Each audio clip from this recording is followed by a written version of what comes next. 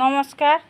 আজকের আবারও সুজাতা রান্নাঘরে দারুণ একটা রেসিপি নিয়ে আপনাদের সামনে হাজির হয়েছে। আজকের আমি রান্না করব ফুলকপি আলুর নিরামিষ একটা রান্না। তো নিরামিষ রান্না করব। এখন আমি ফুলকপি আর আলু করে কেটে নেব, পরপর করে সব কিছু উপকরণগুলো আপনাদেরকে দেখাবো। আপনারা পুরো ভিডিওটা দেখবেন, আপনাদেরও ভালো লাগবে।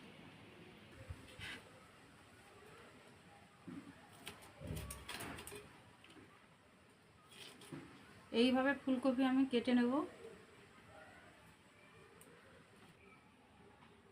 আমার যে ভিডিওগুলো ধরে দেয় যে পিসি, সেই পিসিকে আমি অনেকবার আপনাদেরকে ভিডিওতেও দেখিয়েছি এবং ওনার নামও নিয়েছি। উনি আমাকে সাহায্য করে দেয় এবং ক্যামেরাও ধরে। তো ওই পিসির পেটে পিত্তপাথর হয়েছে, উনি ভর্তি আছে হসপিটালে।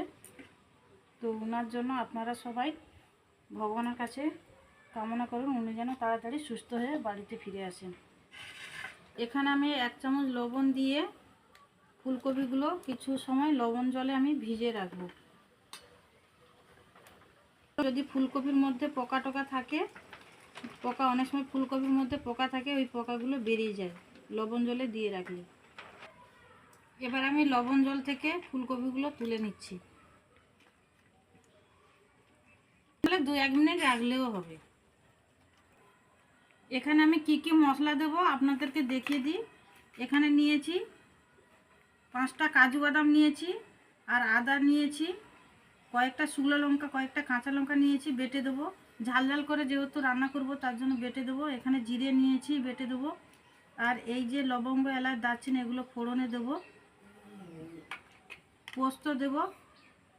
আর এই যে হয়ে আসলে এই ধনেপাতা দেবো। 1.5 পিস মতন টমেটো আমি কেটে নিয়েছি, এগুলো বেটে দেবো। আর এখানে নিয়েছি দই, হলুদ, লবণ দেব, পরিমাণ মতন তেল দেবো। আপনারা পুরো ভিডিওটা দেখবেন।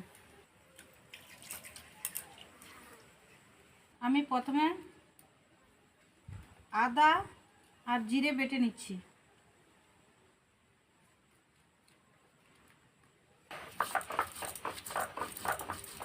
আর কাজু বাদাম আর পোস্ত বেটে দেব।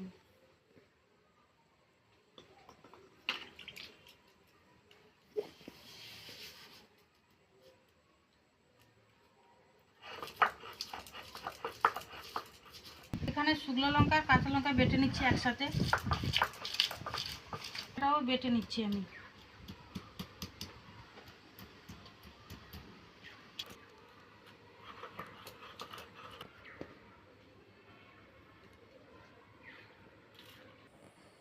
কড়াইতে কিছুটা তেল দিয়ে দিচ্ছি। প্রথমে সর্ষের তেলই দিচ্ছি, কারণ সর্ষের তেলের এই রান্নাটা ভালো হবে।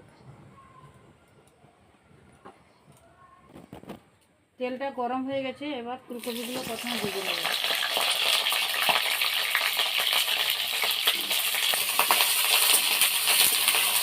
লোকের রান্নাগুলো এত সুন্দর। অল্প একটু লবণ দিয়ে দিচ্ছি,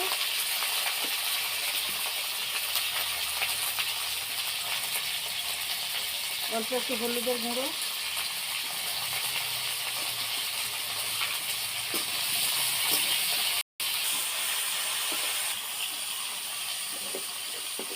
ফুলকপিগুলো ভাজা হয়ে গেছে, এবারে নামিয়ে নেব।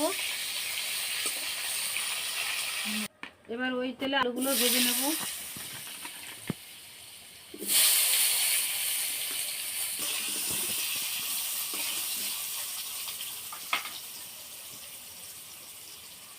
আলুতে অল্প করে লবণ দিয়ে দিচ্ছি,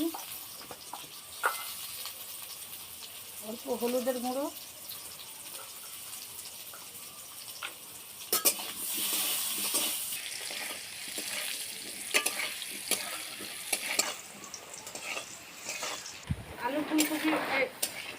আলু ভাজা হয়ে গেছে, এবার আমি নামিয়ে নেব। এইভাবে ভেজে নিয়েছি। এই যে আলু আর ফুলকপি, কিছুটা তেল দিয়ে দিচ্ছি, পাতা দিচ্ছি, শুকনো লঙ্কা, লবঙ্গ, এলাচ, দারচিনি দিয়ে দিয়েছি।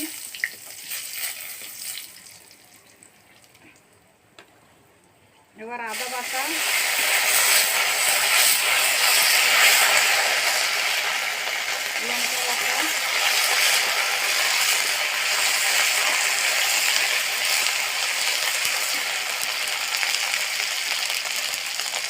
টমেটো পেস্ট,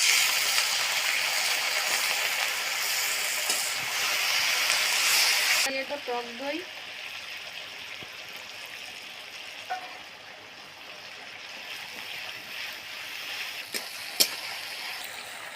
1 চামচ হলুদের গুঁড়ো,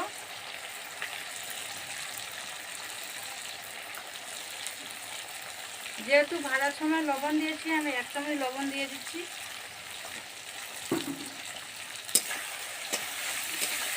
এবার দিয়ে দেবো কাজু আর পোস্তের বাটা,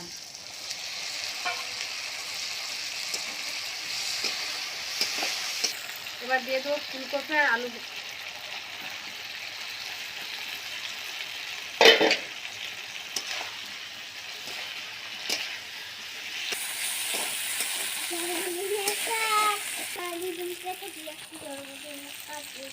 এবার আমি জল দিয়ে দেবো,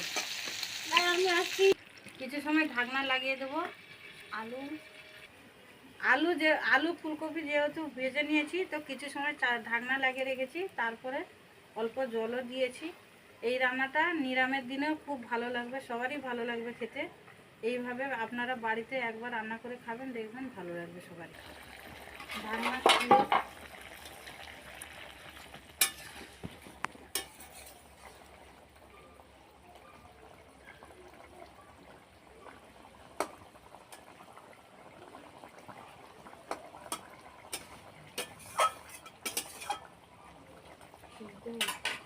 রাখা ধনে পাতা আমি দিয়ে দেবো উপর থেকে।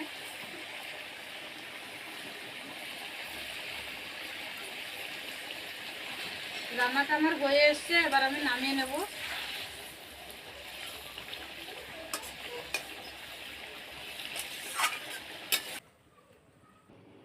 এইভাবে নিরামিষ ফুলকপি আলুর তরকারি রান্না করলাম আপনাদের সামনে, দেখে কেমন লাগলো অবশ্যই কমেন্ট করে জানাবেন। আর যদি ভিডিওটা ভালো লেগে থাকেন একটা লাইক করবেন। সবাই ভালো থাকবেন, সুস্থ থাকবেন। নমস্কার, দেখা হচ্ছে পরের ভিডিওতে।